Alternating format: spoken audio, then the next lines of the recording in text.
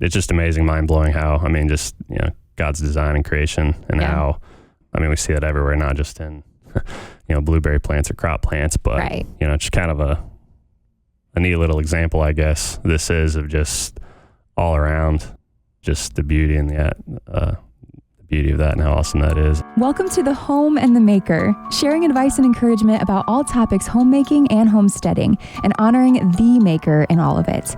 Join Megan from Shine.fm for today's conversation. Today's episode is all about blueberries. Just hitting the end of blueberry season here in the Midwest, and my husband Garron and I got to go on a little day trip a couple weeks ago to an organic blueberry farm a couple hours away from us to pick our own berries, and we'll talk all about it in this episode. And I will say, if you've picked blueberries before, this episode won't really give you anything new or revelational. I mean, it's the same blueberry picking experience. However, the goal of this episode is just to relate what an organic blueberry farm is like and why we choose organic blueberries. So joining me today for the first time on the podcast is my husband, Garron, to talk about our organic blueberry farm adventure. Hello. So what did you think? Because you've never been blueberry picking before. Overall, general thoughts on your first blueberry picking adventure? It was great. I really enjoyed it. Yeah, like you said, I'd never been. I'm not sure. I mean, you obviously have been, and I know you've mentioned different blueberry farms around where you grew up. Yep. So, but I know I was surprised at the size of it, I guess, how kind of a low-key operation. Mm-hmm. Very approachable, I guess, if that would be the right word. Yeah, it was really nice, really pleasant. Yes. So he grew up in, what would you say, Central Illinois? Yeah, East Central Illinois. Yep. So me growing up in DeMont, Indiana, where there were maybe 5 or 7 blueberry farms, it's kind of a normal thing for us. So it was his first time, and it was fun. Yeah. But like thinking about if you're comparing non-organic blueberry farm to organic blueberry farm, the thoughts I had as far as, going into it is, how are the bush sizes going to be? Are they going to be bigger because they didn't have all of the chemicals and the products and stuff that was applied to them? Are their organic bushes going to be smaller? How are the berry sizes going to be? And for me, I thought the bushes themselves, in my mind, were smaller than a non-organic blueberry farm. Granted, yeah, they probably didn't have all the chemicals, all the stuff applied to it. The berry sizes I thought were quite the same. But I mean, that was, I don't know how many years ago that was when I was a blueberry picker, but I felt like the bushes were smaller, but it was still nice because you could easily get the entire bush and see a lot of the blueberries on the organic bushes. Yeah, that makes sense. I mean, if the plants are, you said the berries seemed about the same size, but if the plants seemed, I don't know, I just think with, some things, if they're not organic, they might be, size might be one of those things you tend to see. I know you can hybridize stuff and, get different sizes and stuff, but I guess with what genetically modified organisms, as they're called, you can get, some larger sizes maybe. Yeah. So for us, why do we choose organic blueberries?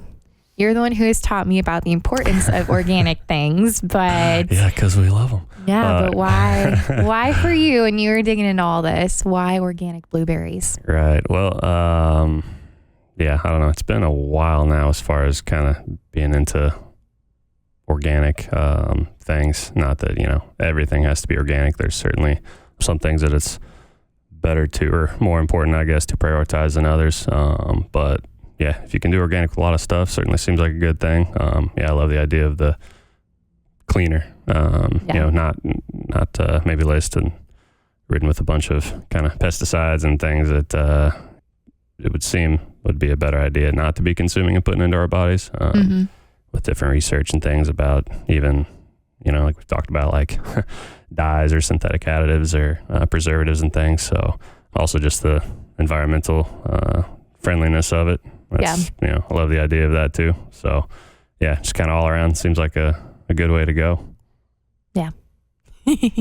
So one of the things I was thinking of before we went, as far as knowing we were going to kind of talk about this and record this episode on the back end of having gone and experienced it, was, what kinds of pest management or pesticide management, like, or just like what kinds of those things did we see? And I think for me, the initial thing going, like even just driving up on this property of this organic blueberry farm was just how protected it was with trees from any other kind of farmland that could be around it that wouldn't be organic. So I thought that was really cool. It almost felt like this own little isolated blueberry farm, and it was this little comfort of knowing like ideally no other farm crop pesticide is going to be on these blueberries or in the runoff in the ground. Right. Yeah, I really love that too. That was one thing for me I was very pleased to see. I mean, the fact that it's certified USDA organic was already cool. I know we've passed cropland, at least here close around where we live, that's also USDA certified organic, different crop, not blueberries, but as far as we can tell, I think that is adjacent to, I would assume at some point, other cropland that's not organic. So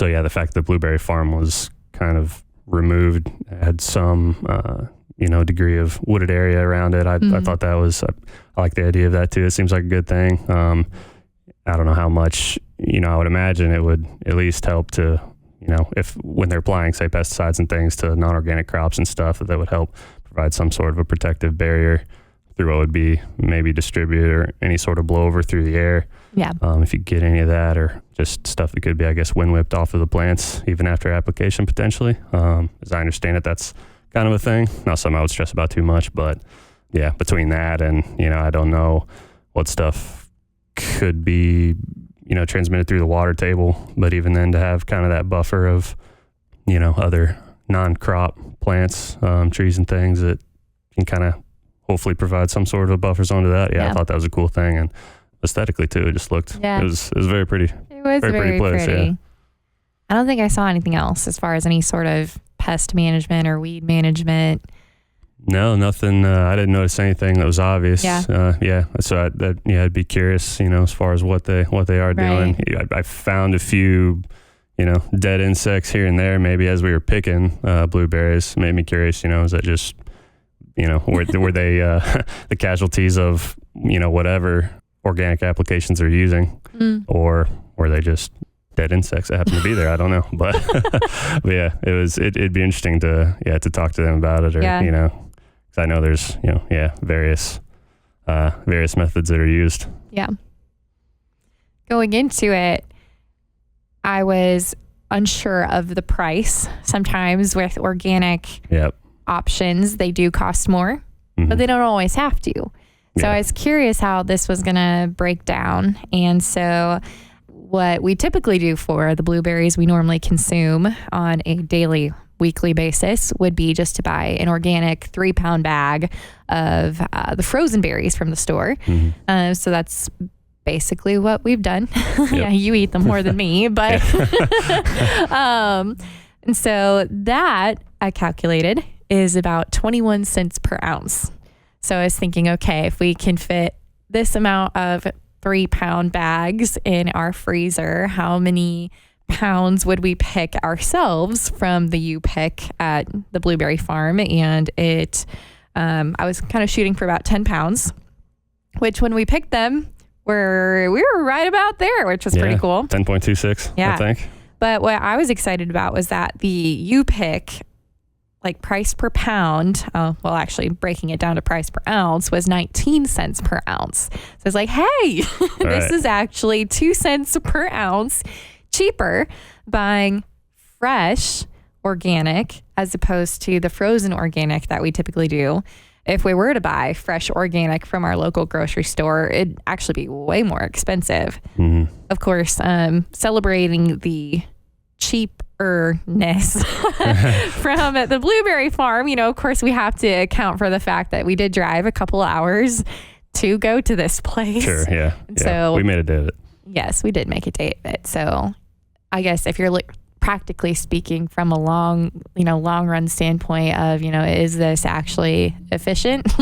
I don't know. Yeah, I mean, like you said,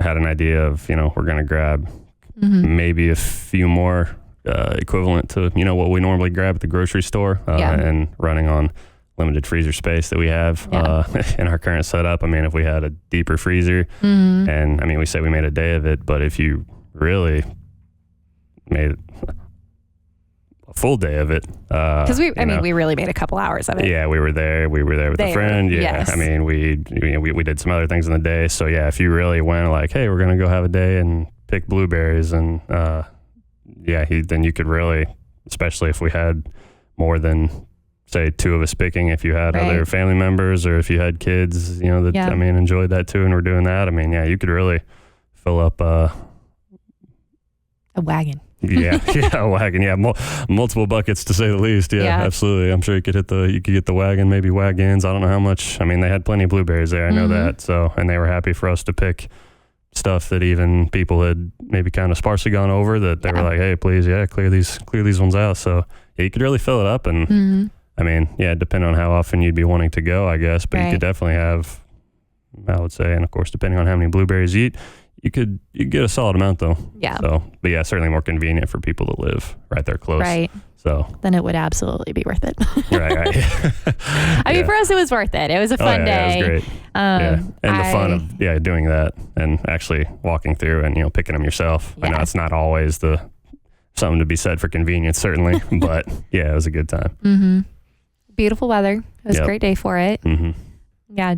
Even just the taste of a fresh blueberry is just wonderful. It was great. Yeah. I don't know what portion of what we picked up we ate the first night, but I wasn't trying to. It's kind of nice because it's like, well, yeah, you got to enjoy some when they're nice and fresh, and we knew we were going to put some in the refrigerator too, which won't keep as long as what we put in the fridge or freezer, of course. So yeah, that was good. It was also enjoyable, it's not just 2 hours spent just picking blueberries. You get to chat and talk and listen to other people, and I was chatting with my friend and catching up on life, and that worked out well for being in the proximity. Yes, it did.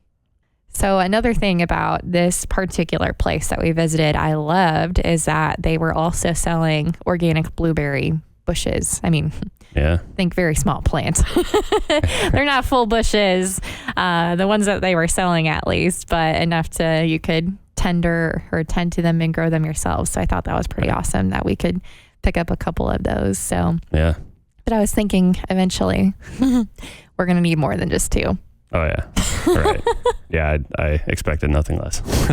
Well, thank you. I'm glad we're on the same page. Yeah. I think we both had that in mind for sure. So they had multiple varieties. I do appreciate you keeping it to 2, by the way, thank you. Just for the time being. Again, if we try to pack in like 10 plants out there, that would, we don't have space for that. Maybe be pushing it. Yeah. Maybe when we have a yard.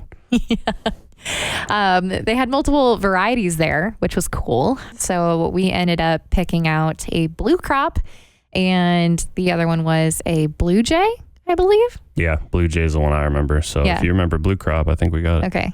Blue crop was actually the variety that that was the only option available for picking while we were at the U pick place. And it's a little bit probably more tart than what I would traditionally prefer in a blueberry. I feel like growing up, we might have picked like blue rays, quite possibly.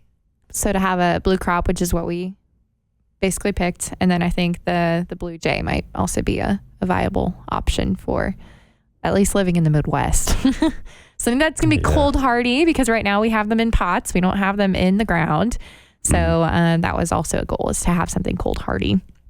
Yeah, they're definitely going to be just more stressed all around being in pots as opposed to in the ground. But yeah, it's cool that there's so many varieties that grow so readily here in the Midwest. I mean, I didn't really realize that before, I guess. So yeah, it's a really cool thing. And the tartness, I'd really have to do a side by side comparison to the other blueberries like we get at the store or whatever. Yeah. Because I hear what you're saying on that for sure. But yeah, it wasn't like whoa, that's a little too tart. I was like, they're delicious. I mean, I'm throwing those down. Especially the big ones. I feel like the bigger ones are the sweet ones. Yeah. And your friend preferred the more, not quite as ripe and kind of on the smaller, the purple ones. Yeah, smaller size too, I think. Kind of the more pinkish, purpley sort of. Yeah. I feel like my taste buds are feeling the tartness just thinking about it. Yeah, I got that on my kind of fresh on my palate. Yeah. Yeah, they're good berries. And of course, after getting home and then rinsing them, and it was fun for me to be able to do kind of like what my mom would always do, and we would pick blueberries growing up, as far as, setting out a setting out a towel on the table, and after rinsing them, just spreading them out to dry for a little bit before freezing them. And so it was fun for me to get to have the opportunity to do that myself. And of course, standing there and just picking out all the best looking ones just pop in your mouth. And so we did eat a fair sum that night, probably. Oh, yeah. And it was certainly part of our dinner. Yes. So a good part of our dinner. Yeah. And then we froze the rest. Well, I did set aside some for the fridge. Right. And we froze the rest. So probably just going to use them all for smoothies and for lunches and our usual blueberry eating purposes. Yeah. I don't have any plan for muffins or anything like that, but I'd be okay if you wanted to make muffins or scones or you should whatever suits your fancy. Sounds good. Yeah, just let me know. Yeah. Thanks. All right, now my favorite question to end the podcast with is always how we saw God, or how, what was revealed of God to us in that experience. So I don't know, I'll let you start with how you felt or saw God in just visiting a blueberry farm. Yeah, man. Well, I know something that kind of came to mind when we were out there was, again, talking, with your friend, we were kind of talking about how just what an awesome thing, and like, all the different, the cool and beautiful and beneficial aspects of the blueberries and stuff. And, like phytonutrients. Oh yeah. I love phytonutrients. And it's fun to say too. But yeah, that aside, just the value of that. But yeah, I think we talked about that, and then we were just looking at the berries, and even talking about like what they look like in the fall, what the plants look like in the fall. Yeah. Just kind of, from the nutritional value to just the aesthetic beauty of the berries and the plant. I remember kind of thinking that out there as we're kind of talking about some of this stuff, and just kind of like, it's just amazing, mind blowing how, just, God's design and creation, and how, we see that everywhere, not just in, blueberry plants or crop plants, but, right. Just kind of a neat little example, I guess, this is, of just all around, just the beauty and the beauty of that, and how awesome that is. And I think echinacea is another one, purple coneflowers, how cool are those. Just the use of the whole plant you can get, and the beauty and the value, and not just for us, but for other organisms too. Yeah, it's just a cool thing how, again, God has formed His creation, and how integrated it all is, and again, just the beauty and the goodness just through and through of those things. Just how that points to Him, and it's an awesome thing. Mine, I would say I relate a lot to kind of what you're saying as far as the beauty, because just being there, I thought, like, this is so beautiful. Just like the day itself was just beautiful, a little bit on the hot side, but otherwise there was a breeze. The sky was blue, some clouds, just thin wispy clouds, except for the ones that would cover us with some shade for a little bit. Which was great. Much appreciated. Yes. Very thankful for that as well. Definitely thought of God there too. But just to walk from the barn where, was the checkout and the bathrooms and everything, to walk from there out the side of the barn to where the blueberry bushes were, it was just like, this is so beautiful. Yeah. Just all these bushes with the green leaves, but you can see all the blue of the berries. To me, it was just so beautiful. Yeah.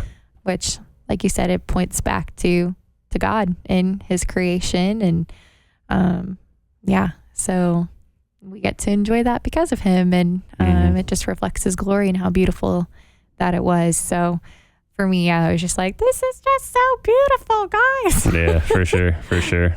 So, and too, about how, just, we're out in nature, just outside gathering these berries. I mean, I know it's a little different but in essence, I mean, what it is, it's like it's been since the beginning, as far as we're picking this fruit off of these plants, just it's grown straight out of the ground. Like there's no in between. Yeah, it's just that's always an awesome thing too, when I think about that and things like that, and how just like it's just been people thousands of years. I mean, going all the way back. This is kind of, it's just to get back to those basics, I guess. It's just a really cool thing.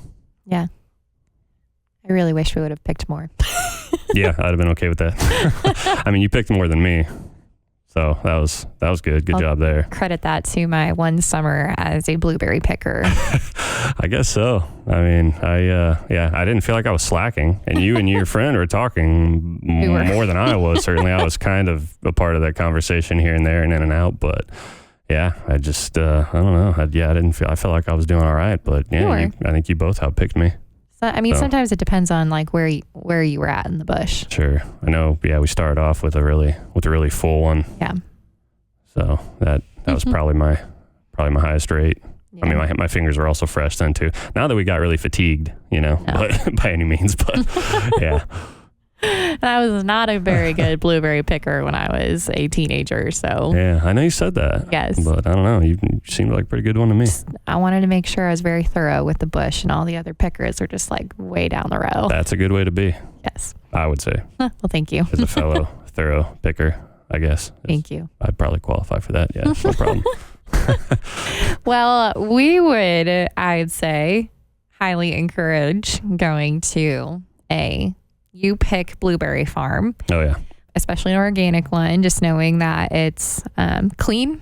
So, I can feel more confident in just rinsing them and saying they're good to go, good to eat. So we'd highly recommend that if you have the opportunity someday.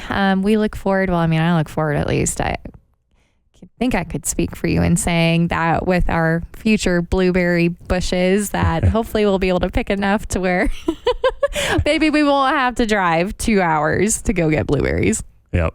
It's great. Great thing to do. Lots of fun. But as far as regular consumption, we'd probably aim to not drive 2 hours every time. But yeah, no, it's great. No complaints at all.